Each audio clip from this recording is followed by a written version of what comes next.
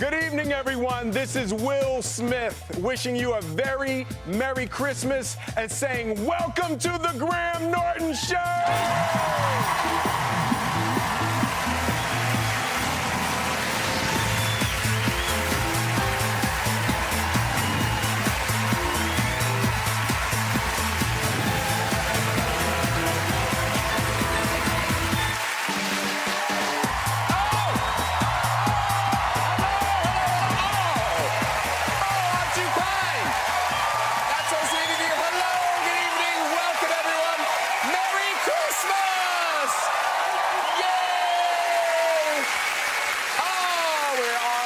Festive, aren't we? Yes, we are. So Christmassy. Has everyone got the Christmas trees up? Have you? Have you?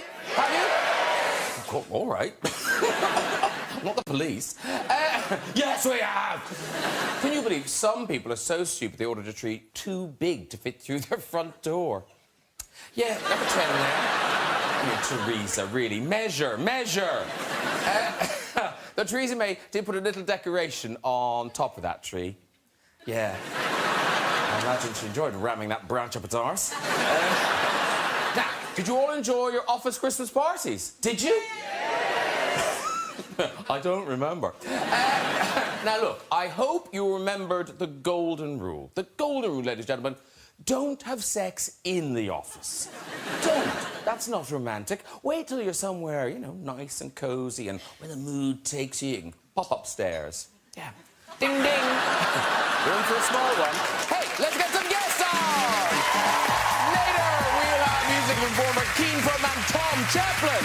Yes, he'll be performing his new single, Midnight Mass, our true Christmas treat. But first, no Christmas is complete without this man's festive food and cheer. Here to talk about his 20th cookbook, please welcome the award-winning chef and restaurateur, Jamie Oliver! Hello, sir. Lovely to see you. Very smart. Jamie Oliver. She's gone from soap star to Doctor Who companion. Now she stars as the Queen herself in the hit series Victoria. Please welcome Jenna Coleman. I think it's full length. Proper Christmas dress. It's very nice. Jenna, Jamie. And he's one of the world's biggest movie stars and one of our favourite guests on the show. It's always a pleasure to welcome the great Will Smith.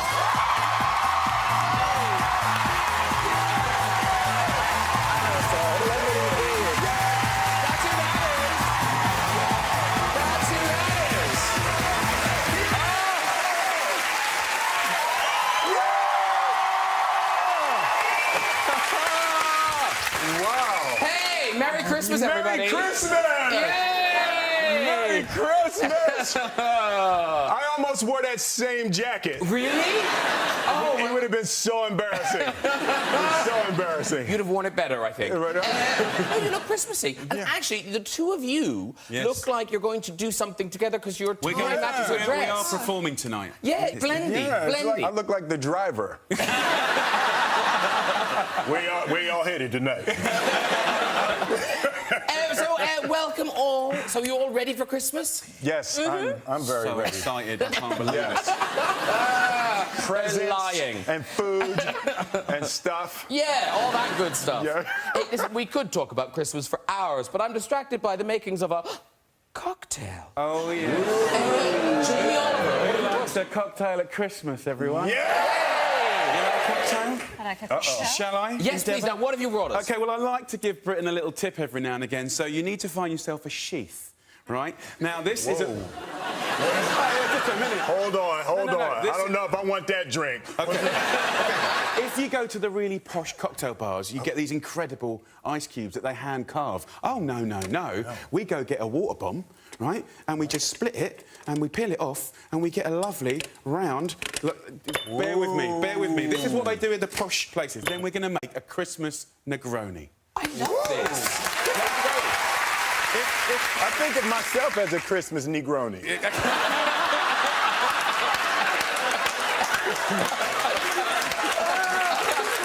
Only you could have said that. I couldn't have got away with that one. So Negroni, I want you to think of it as medicine, right? OK. If you've got... Every one of us has someone a bit boring, a bit sort of dodgy come into the Christmas party. There's always one. So then what you do is you take this Negroni, a.k.a. medicine. Medicine. Right? And it turns people that are a bit problematic and boring into interesting people. Whoa.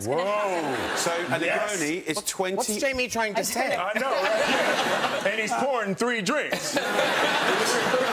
This is 20 mils of Campari, 20 mils of vermouth rosso, which we've scented with a little cinnamon and Christmas fare. Yes. And then we have a little gin, a little bit of clementine to get you going. Are you ready for this? I'm like, come on, man. Now, once you sip this, if you don't become more interested, I don't know what's going to happen. Okay. Okay. Go on. Okay. Lovely. Take one, pass it down. It's like school. Yeah, go on. Oh, we have 4. We have 4. We have 4, yes. No, we're all there. Cheers. Merry Christmas. Merry Christmas. Merry Christmas. This is a bit, everyone. This is a bit like A Christmas Carol and We Are Scrooge, because like Merry Christmas, everybody.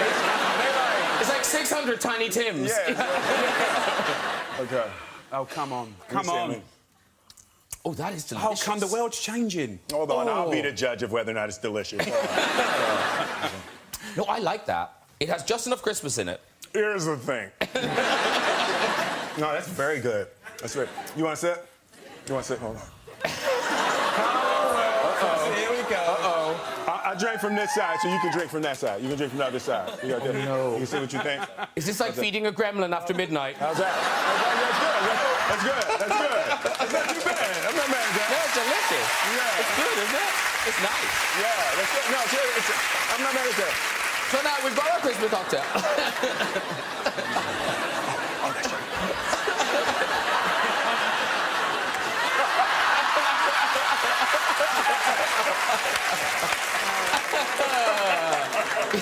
Yeah, a Christmas to remember. Yeah. That was the Christmas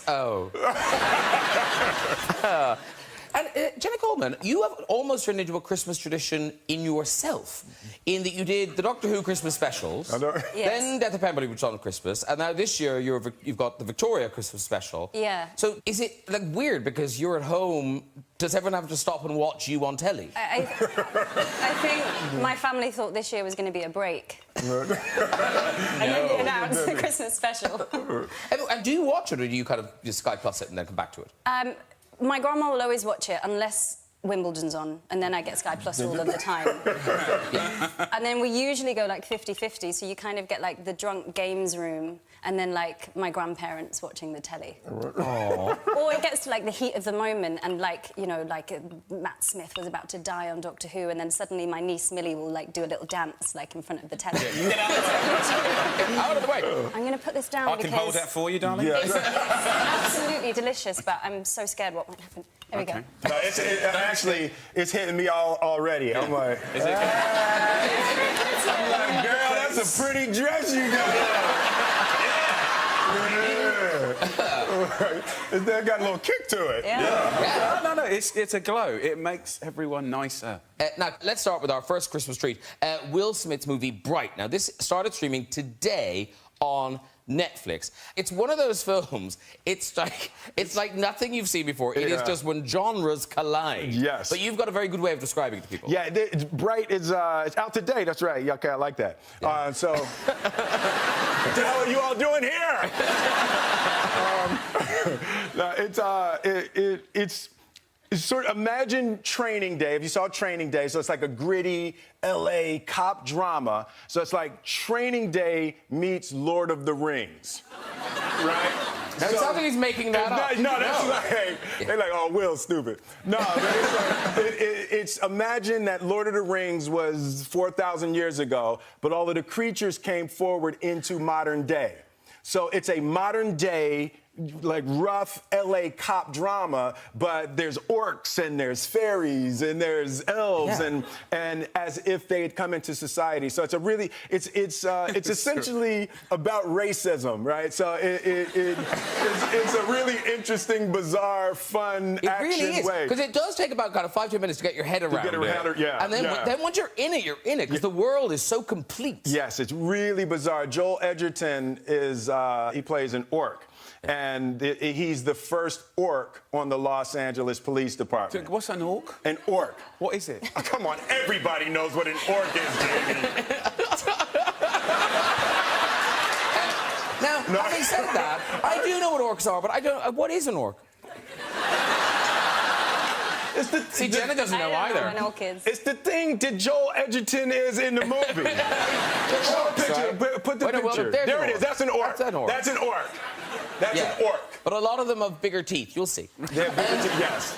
And weirdly, it is directed by David Ayer, who wrote Training Day. Yeah, so he wrote Training Day. He did Suicide Squad, so Yeah. he's into that, you know, really weird stuff. It's a whole lot better than I'm sounding right now, trust me. Here's a clip to kind of demonstrate what we're talking about. And this is you and Joel Edgerton, your orc partner, preparing for a shootout. I'm running out of patience, Officer Ward.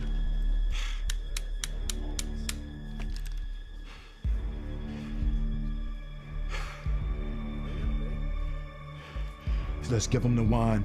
What? Look, we're gonna get everybody in here killed, and then he's gonna take the damn wand anyway. I'm not giving that guy the wand. Over my dead body. He's gonna have to kill me first. So you wanna die in a gunfight, in a nasty-ass titty bar. I wanna die. Let's do it right now. We're gonna titty bar gunfight die. Let's do it right here, right now. You ready? I just wish your dumb ass was a better shot. Let's go. On 3. 1. Let's do it. 2.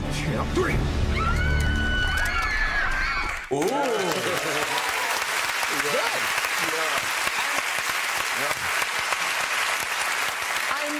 I'm sure you are wearing some makeup in this film. I know, yeah. But Joel Edgerton's wearing a lot. It was terrible. Joel Edgerton, he had 4 hours a day in makeup. Wow. He had 4 hours, so he would do 4 hours, and then I'd show up like this. You know, so he would have the 4 hours, and I'd come on set, and I'm like, hey, all right, Joel, what's up? He's like, No. So, yeah, I mean, I felt bad taking most of the money. Yeah.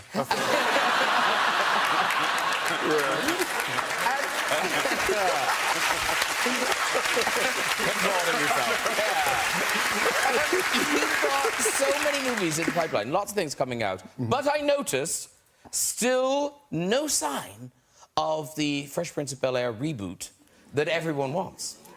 Yeah!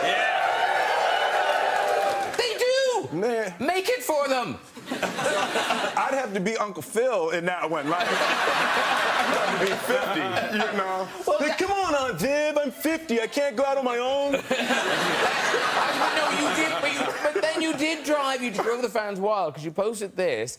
So how did this happen? Did you bump into them, or like was it a reunion? What No, was so every year, Karen has a charitable event, and she hosts a lunch with the cast of The Fresh Prince. So we do that every year, and it'll be 10 or 12 people from around the world that have won this lunch. So that's in Los Angeles, and the people flew in, and we have the lunch with the fans who gave the most to charity. And you mentioned you would play Uncle Phil. A weird thing happened. You, I think you were in Africa and you bungee jumped. I bungee jumped, yes. Okay. Some people filmed this and then Yes. you filmed the rest. So here you are. Yeah, a bungee jump. So there you go. And then you're filming it yourself on like a GoPro or something. GoPro, yeah.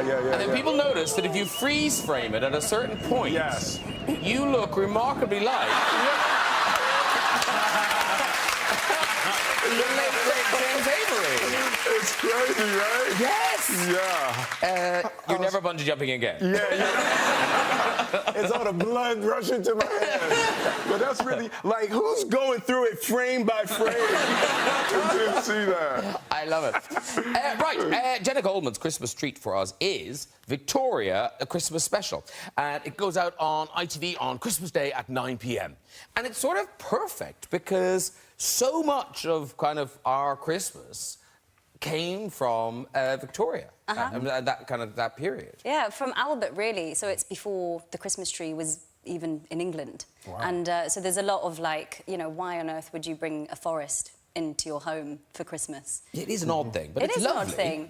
Yeah, it's and before Christmas cards were invented, so you kind of see Christmas becoming the Christmas as we now know it. So you get that side of it. You get kind of how Victoria they created Christmas, but then there's also this, and so this is true. The story about her adopting the child. Yeah. It's so Victoria got an unexpected Christmas gift, which was a young girl called Sarah Forbes. who was going to be sacrificed and then got sent over to Victoria. And as a gift, and Victoria decided to educate her. Where was it? From Africa? Yeah. Okay. Yeah, King Gezo King Gezo. of Dahomey. To send, yeah, to. So he's going to sacrifice her and then thought, oh no, Victoria would love this. I mean, it was unexpected. That's so difficult to wrap. There is a line where at first she thinks it's going to be a baby elephant, and then she arrives into the room and there's a complete confusion because you're giving me a little girl, and becomes develops this amazing relationship with this young girl throughout her entire life, and educates her. She becomes part of the court. Did you know this story? No. I've never heard this story. Never heard this story. Extraordinary. Well, we're going to watch a clip. So this is you and the girl, and is there anything else you need to tell us about this? You didn't sacrifice her, though, right? No. Because I'm not going to watch that. No. She lived a happy life. Well, Merry Christmas. here you all are in a very Christmassy scene.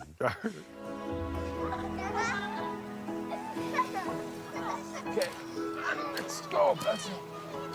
On we go.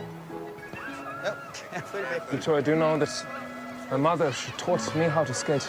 Do you remember? Yeah, I remember. Perhaps one day we could teach Vicky ourselves. Harriet, may I? No, thank you. You coming? Would you like to try skating with Sarah? No, thank you, Your Majesty. But it's quite safe. Promise. Victoria, hurry! We are waiting. I'm going to stay here with Sarah. Would you like to build a snowman? A snowman. I'll show you.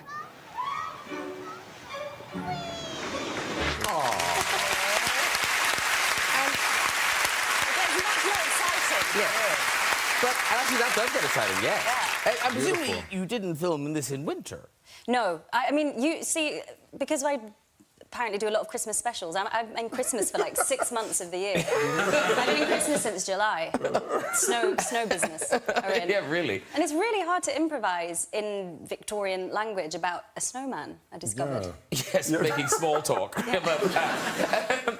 But the thing is, you just went from school to Emmerdale. Yeah. Like, you didn't go to drama school in between. No. No, straight in. Yeah, I didn't know what I was doing. Because it is one of those weird jobs where people kind of think, oh, Yeah. well, you learn it and then say it. Yeah. And that's the end of it. But there's a lot of technical stuff. Yeah, there's like find your light. Yeah. Be like, Yeah, that's really, find my light.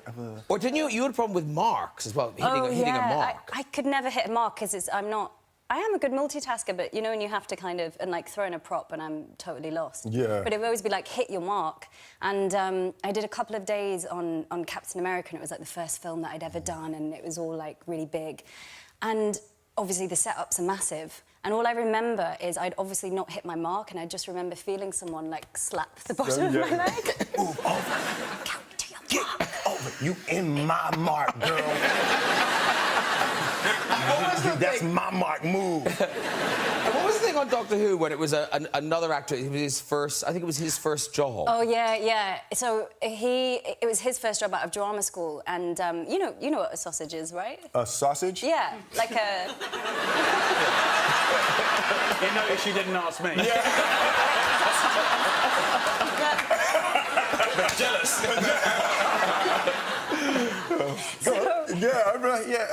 So it was like 11 o'clock. Uh-huh.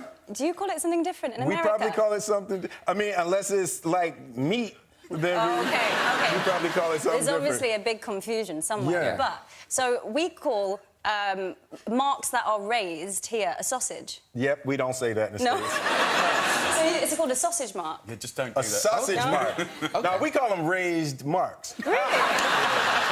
Interesting. So anyway, it was this poor guy's first day, and it was like 11 o'clock, and I was like, we were setting up a shot, and I was like, can I get a sausage, please?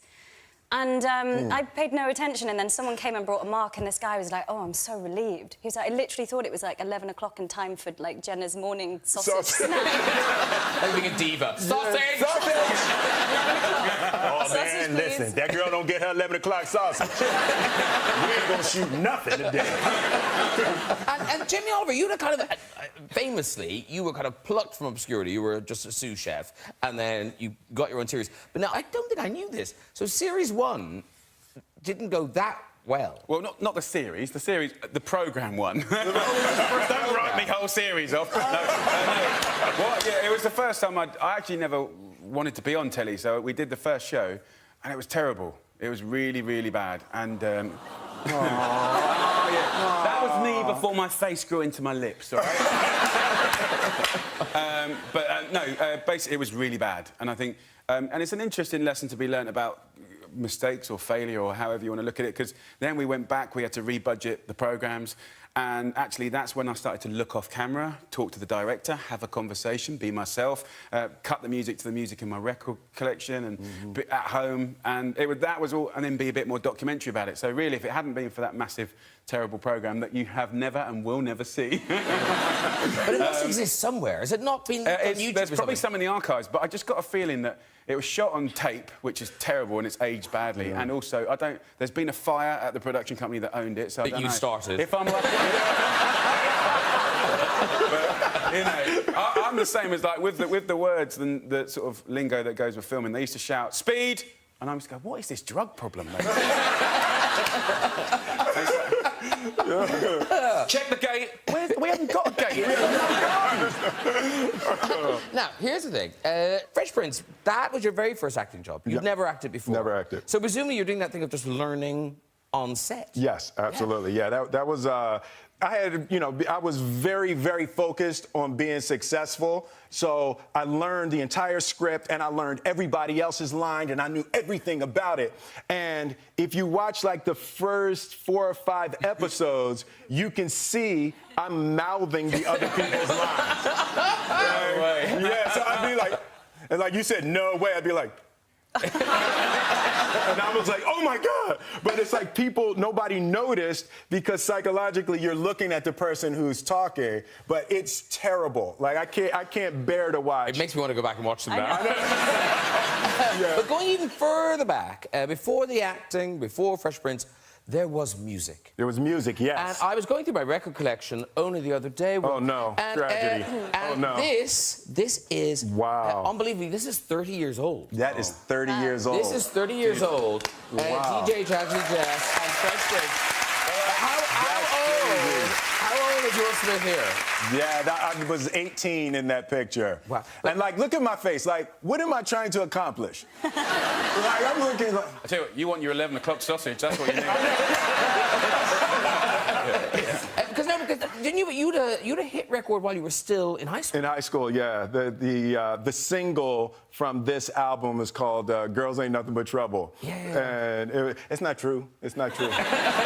But it was the single that came out, and the last month I was in high school, so I was a senior and had a record out for probably about 30 days.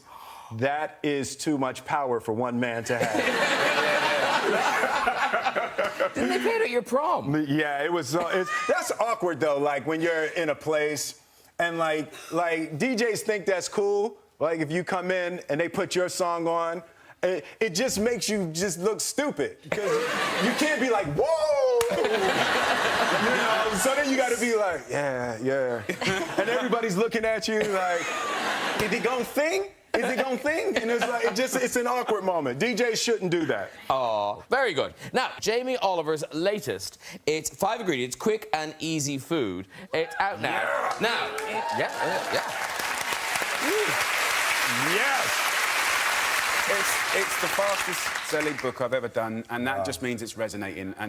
And I am shocked at how the young kids have got into it, because it's kind of like cooking by numbers. It's sort of like making Lego or something, you know? And actually, I even got not jumped on, but I got complimented by an 80-year-old woman the other day, just saying, and she was clearly a good cook, just saying that she was using it, and her shopping was easier because it's less stuff to buy and all that stuff. So, yeah. And okay, so obviously you could have made it 6 ingredients. Yeah. Or maybe you could have made it 4. I wrote it for 4 originally. Okay. Yeah, and then I kind of you get back and you look at sort of 75. Writing a book's quite an emotional thing for me for lots of strange reasons. It's quite a thing, and I'd done a good job on 4, but then I didn't feel I was giving the British public what they needed, which was a bit of magic. So the 5th is the magic number. You can give a little bit of a spank, a little bit of a bit of a polish. Look at this. Whoa, you had a little flip of the wrist. But look how it's like, look, there's your 5 ingredients. That's all you need. Boom, boom, boom, boom, boom, ba-doom. Yeah. It's so clever. And that's the 11 o'clock sausage right down the bottom there. Yes. A little bit of chorizo in there. Yeah. It's smoky. And I have to say, I have overheard people talking about this book, people who never think in a million years would be buying a cookbook, but everyone just believes 5 ingredients. Surely I could do that. I think it's in tune with the public now and the way we work and we live now. And have a look. I think have a look. It's delicious. I mean, not the book. Obviously, You look so handsome. Thank you very much. Photoshop. Will Smith, you're flicking. Do you cook? Would you ever sit down and cook? No. I do now. If you give me only 5 ingredients, I can do this. Jenna, do you cook? No. Exactly.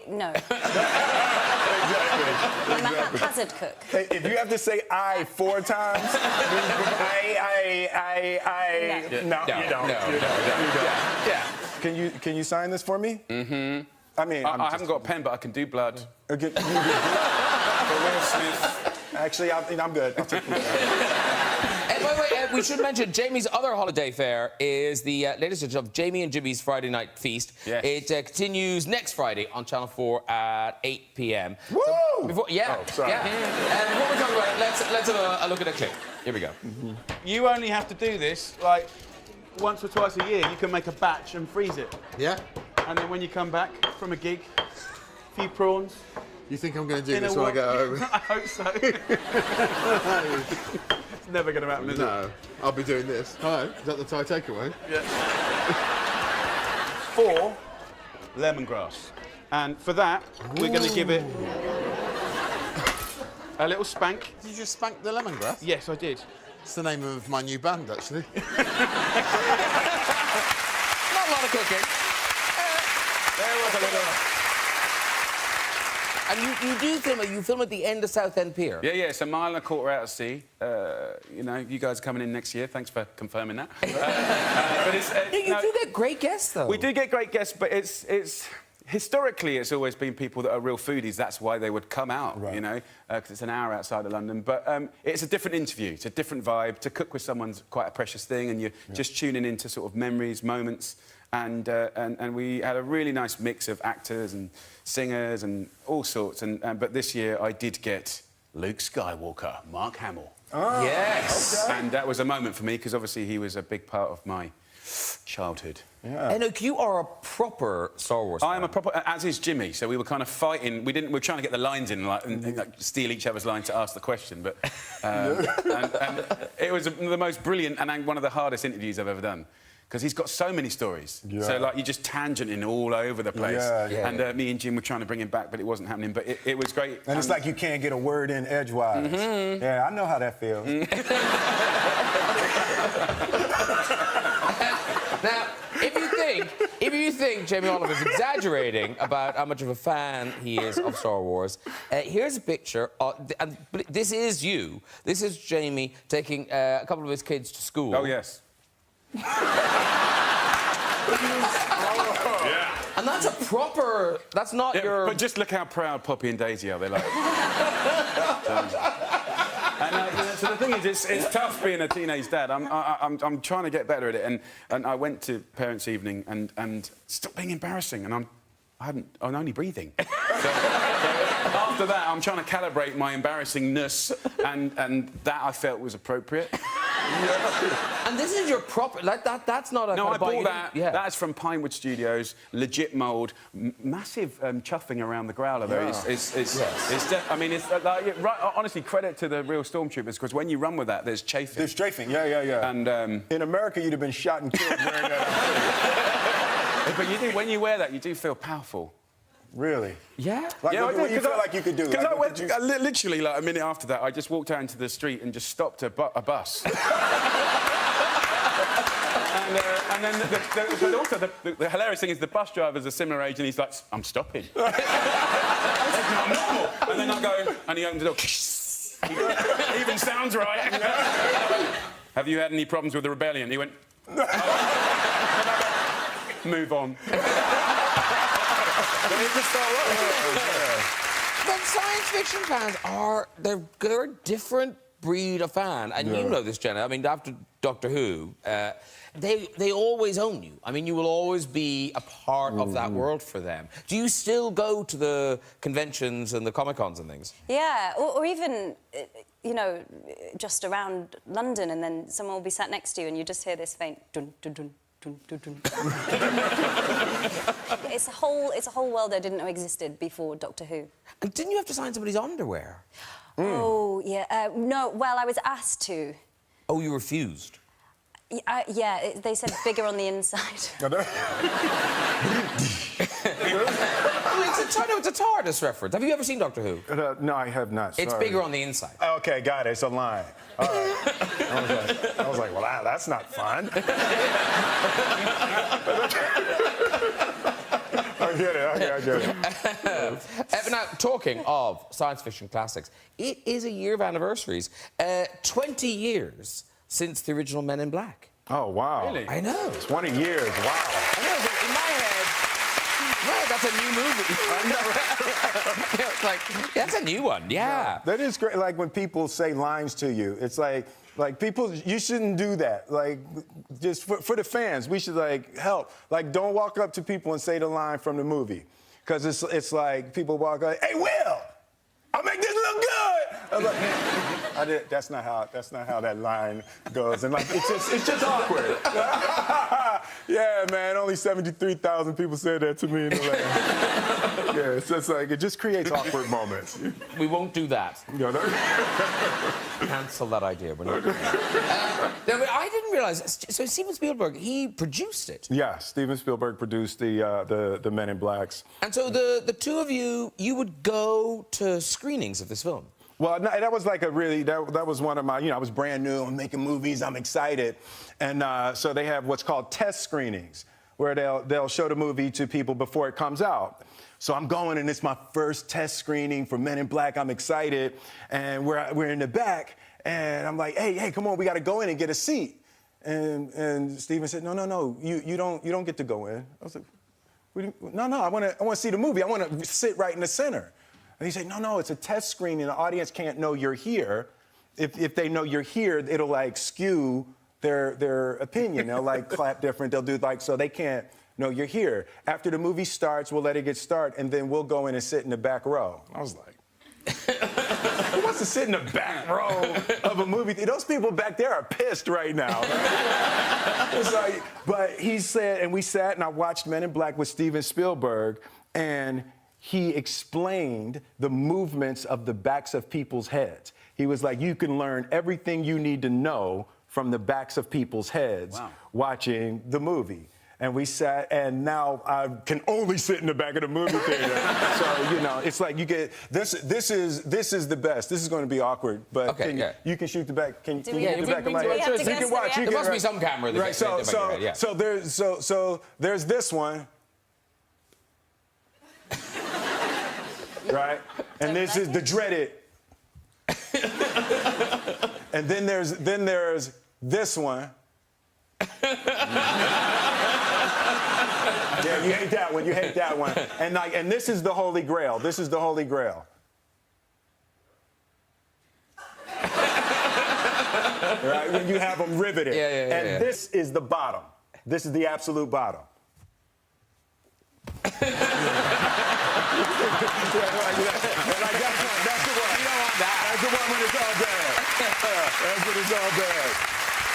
Well, listen, it is time to be our musical guest. It is. Yes. He rose to fame as the lead singer of British pop rock band Keane. Now he brings us a solo Christmas album. Here performing the single Midnight Mass. Please welcome Tom Chaplin.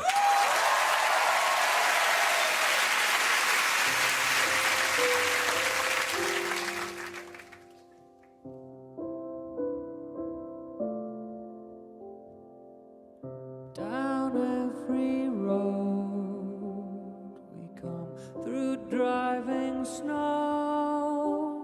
We come all running on empty, but still dying to make it home. In spite of everything, to simple truths we cling to, follow the guiding star of love in our hearts and homes. So come on, all you faithful friends, glory to the bitter end. We're coming up to midnight, sing hallelujah.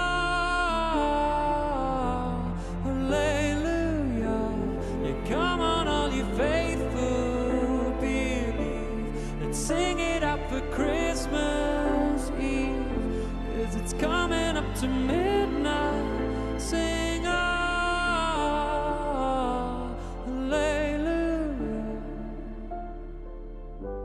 hallelujah.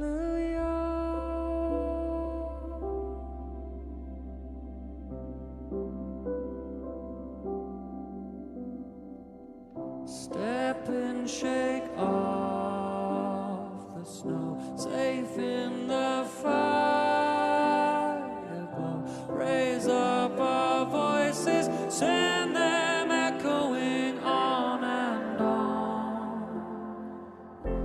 Yeah, come on, all you faithful friends, glory to the bitter end. We're coming up to midnight, sing hallelujah. You come on, all you faithful, believe. Let's sing it out for Christmas Eve, 'cause it's coming up to midnight, sing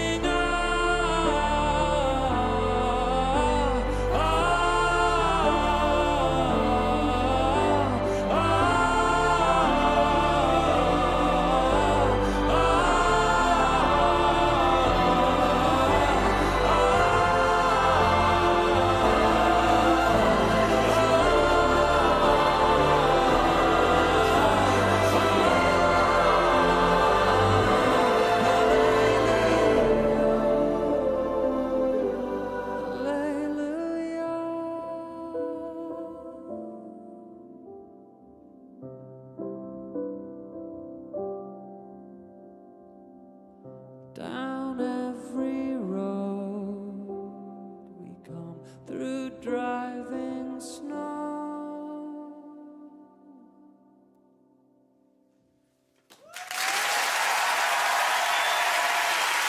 Beautiful. Tom Chaplin, thank you so much to the choir and the orchestra. Come on over, Tom. Beautiful. So Christmassy. Thank you so much. Lovely to see you. Merry Christmas. Come and say hi to everybody. Jamie, Jenna, Will. You all shove up a bit. There we go. Very good. That is gorgeous. Midnight Mass, and that is off the Christmas album. Oh, yes. The 12 Tales of Christmas. Now, this is unusual because it's your second solo album and you've gone straight to Christmas. Well, because, you know... Yeah. Yeah. So Well, you I found obviously it- love Christmas. I do love Christmas. I found it very inspiring to write about, actually. I mean, it's not your conventional Christmas album. I ended up writing a lot about death.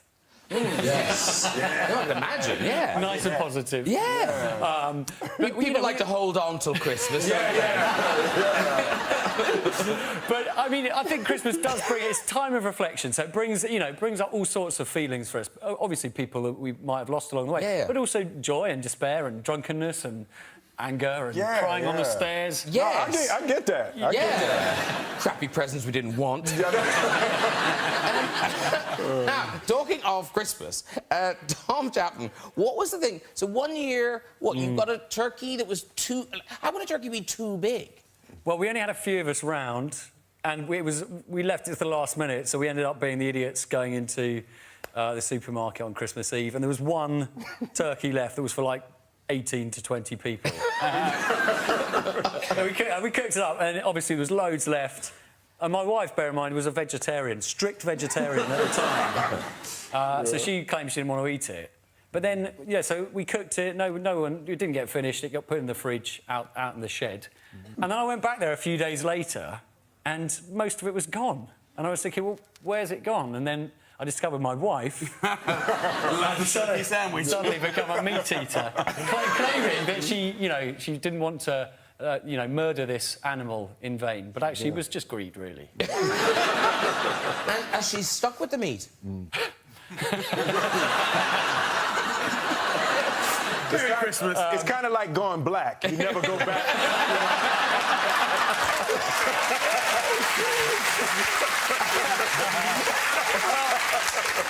Thank you, Tom, for putting us in such a Christmassy mood. It was really, really lovely, and good luck with the album. Thank you. Tom Chaplin, everybody. Thank you very much.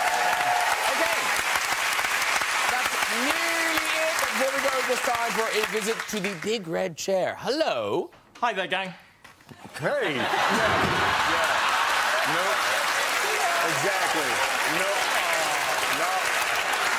Not tonight. Not tonight. Not that attitude. Not in here. Not in the mood. Not in Graham's house. No. Not in Graham's house. It's not children's television. Yeah. It's like, what was he thinking? OK, let's have another one. Hello. Hello. Hi. What's your name? Marsha. Marsha, lovely. And what do you do, Marsha? Nothing. OK.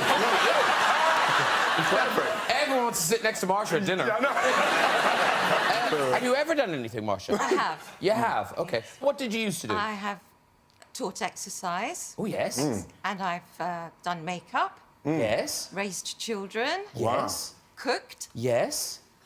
What more do you want? I mean, that is a full life. That's a full life. Yeah, exactly. I mean, it still doesn't explain why you do nothing. Anyway, off you go, Marsha, with your story.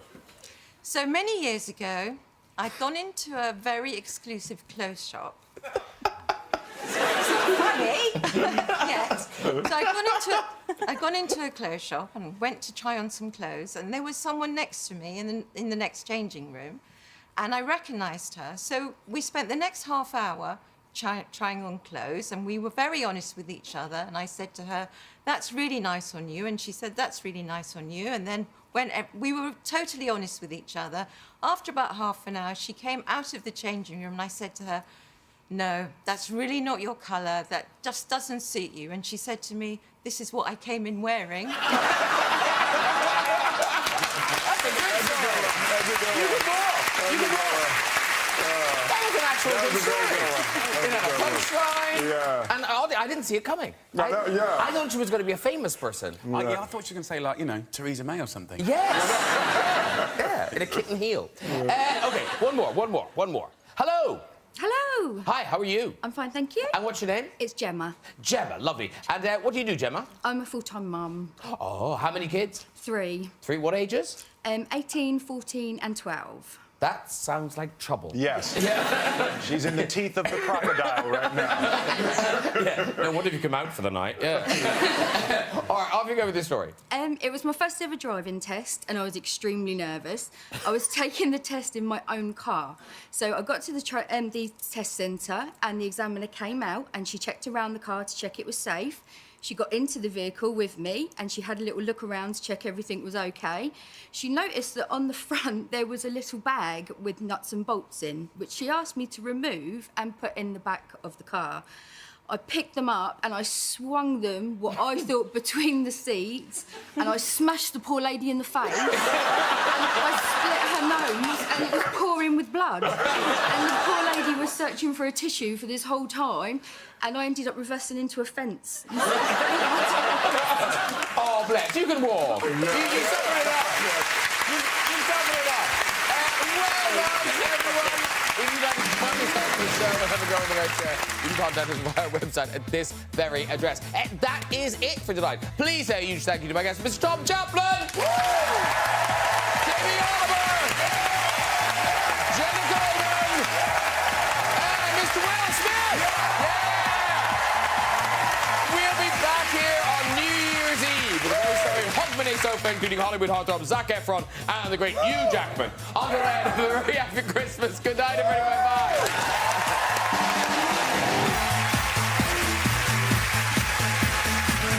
Bye. Press the red button now to watch the 1975 with the BBC Philharmonic performing a unique live lounge symphony from the Blackpool